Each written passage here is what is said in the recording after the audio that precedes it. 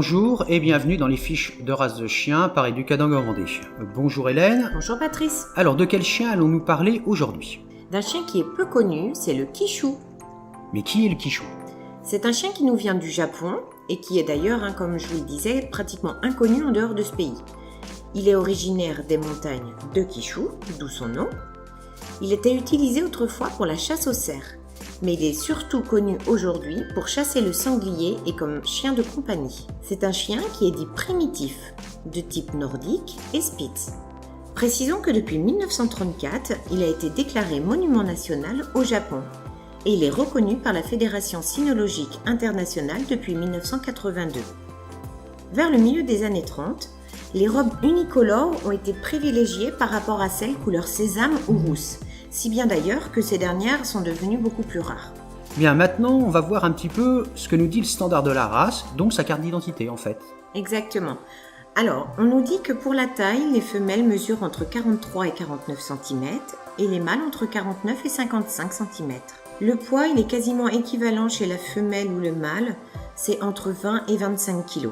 Pour ce qui est du poil, le sous-poil est doux et dense et il est recouvert de poils de couverture beaucoup plus rêches, droits et quasi ras. Il est plus fourni en revanche sur la queue et les joues. La couleur, il est souvent blanc, mais aussi roux et sésame, comme nous précisions dans son historique. Les poils rouges et fauves tolèrent des pointes noires. Concernant son corps, c'est un chien qui est compact, mais élégant et noble. Il est de taille moyenne et bien proportionné, avec une bonne ossature. Il a un cou épais et musclé, son dos est droit et court. Le bassin est large et musclé.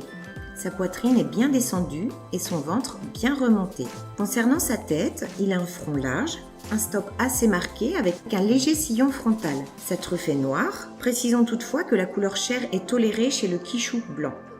Son museau est épais, ses lèvres serrées avec des mâchoires fortes et articulées en ciseaux. Ses yeux sont de petite taille, presque triangulaires, et de couleur brun foncé. Ses oreilles sont également petites, de forme triangulaire, bien dressée mais légèrement inclinée vers l'avant. Et enfin, sa queue, elle est forte, attachée en haut, portée sur le dos en faucille ou enroulée. Et lorsqu'il la baisse, elle se rapproche du jarret. Merci Hélène. Nous avons tous les critères de la race parfaitement détaillés. On peut dire que c'est un chien qui vit combien d'années? Environ 12 ans.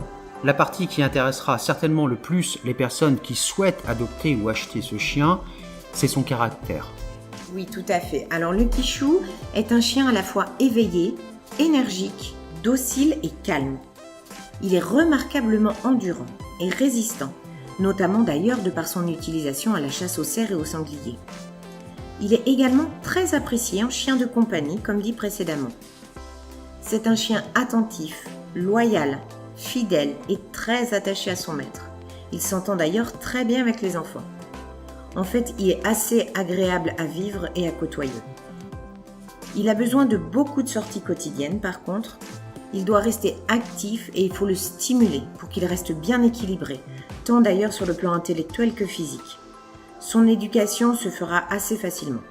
On rappelle quand même que c'est un chien primitif et de ce fait, légèrement chasseur, légèrement fugueur.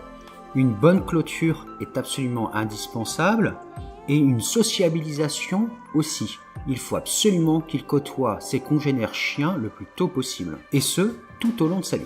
Maintenant, sa santé. Est-ce que c'est un chien plutôt fragile ou qui a une santé plutôt correcte? Alors comme tu l'as dit précédemment, c'est un chien primitif, donc plutôt robuste. Il est peu malade. On note en fait quelques cas d'hypothyroïdie, à préciser que c'est une maladie non mortelle qui se soigne très bien avec un traitement de fond. Et il y a également un risque d'entropion qui n'est pas écarté. Alors c'est une affection oculaire qui se caractérise par le retournement de la paupière vers l'intérieur de l'œil, ce qui irrite en fait la cornée. Mais là aussi, une chirurgie est possible pour éliminer le risque d'entropion. Alors c'est un chien primitif, comme peut être le Spitz, le Husky ou le Malamute. Ça veut dire qu'il a beaucoup de poils? Effectivement, il a un poil dense. Il faudra donc privilégier un brossage très régulier chez ce chien, et notamment au moment de la mue, où il va perdre une quantité importante de poils, et là il faudra le brosser chaque jour. Alors la mue, ça dure pas un jour ou 2 jours, mais plusieurs jours, voire plusieurs semaines. Les mues sont plus ou moins fréquentes suivant la météo. Par exemple, cette année, on a eu des périodes de forte chaleur, puis des baisses de température, ce qui favorise la mue. Je vous conseille fortement de prendre un aspirateur très haut de gamme, spécifique pour le poil de chien, mais là, je vous le dis très honnêtement, la quantité des poils qu'il perd est phénoménale. Bien, maintenant qu'on a vu tout ça, Hélène, est-ce que c'est un chien qui coûte plus ou moins cher ? Oui, c'est un prix d'achat quand même assez élevé. C'est un chien qui coûte entre 2500 et 3000 euros. Donc c'est un budget conséquent. Bien évidemment, on le répète, comme à chaque fois, sélectionnez rigoureusement l'éleveur où vous allez le prendre. À ce prix-là, ça vaut le coup de faire quelques kilomètres aussi pour trouver un très bon éleveur et une très jolie lignée. On vous dit à très bientôt pour une nouvelle fiche de race de chien. À bientôt. Au revoir.